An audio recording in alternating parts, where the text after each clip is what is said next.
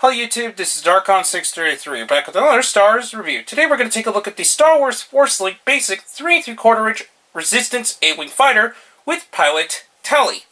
Now this is actually a really interesting release, since the A-Wing was actually something I didn't really care for. I never really liked the original colors that were featured on the original A-Wing that was seen in the original trilogy, and it's nice to see that the Mcquarrie design actually made it into the new form, similar to some of the other vehicles we're seeing in these new movies under Disney. Anyways, we're going to take a look at the box first.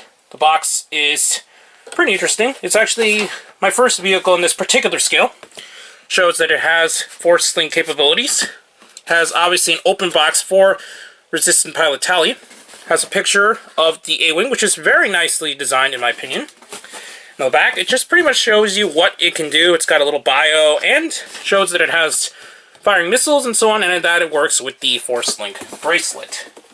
So now we're going to take a look at the vehicle itself. Now, just looking at them side by side, I can understand why some fans might not like it as much, since it is a little bit on the short side. Now, the vehicle itself is definitely a lot bigger than some of the other releases we got, especially during The Force Awakens, but in terms of height, it's definitely pretty short.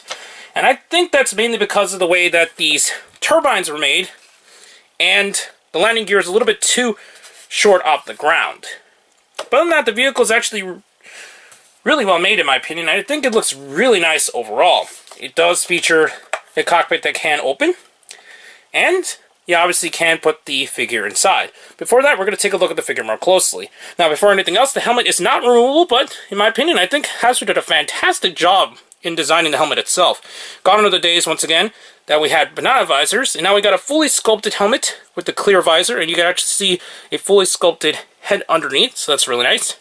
Articulation-wise, the head is on a standard ball joint, and it does have the same swivels in both the shoulders and the hips. As a short comparison, here is Tallie next to another Resistant character we got, and that is Paige. Now, the designs are pretty close, but there is a lot of differences between the two sculpts, and that's mainly because I think the fact that they are two different ranks of officers. Well, pilots, should I say.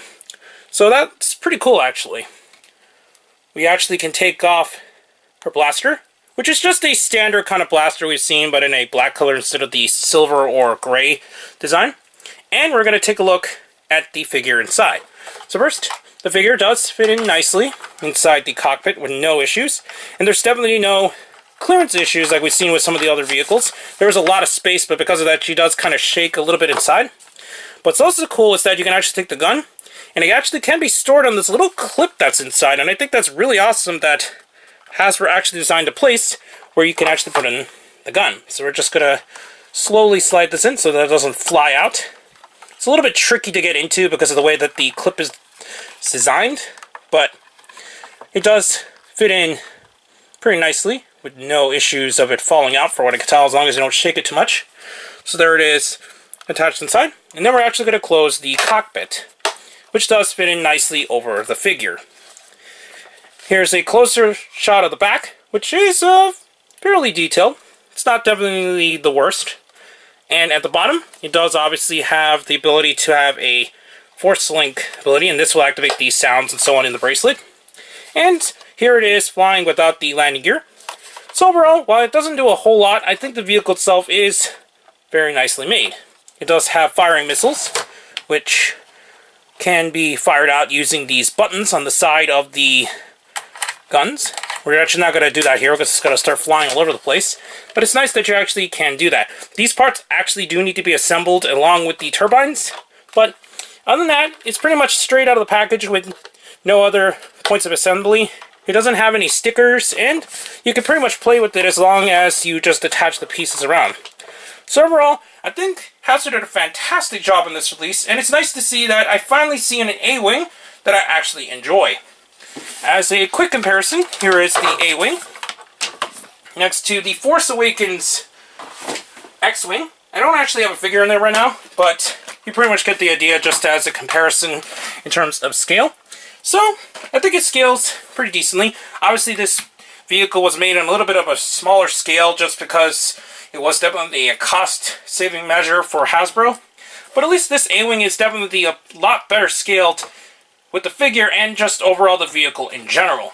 So, overall, I highly recommend picking this up, and I actually waited this out since Target is currently having a sale. I wasn't really sure about the specifics, and I don't really remember when it ends, but I did end up getting this for around $19. $30 I think is still kind of worth it, although it doesn't do a whole lot, but at $19 or less, I definitely highly recommend picking up this vehicle.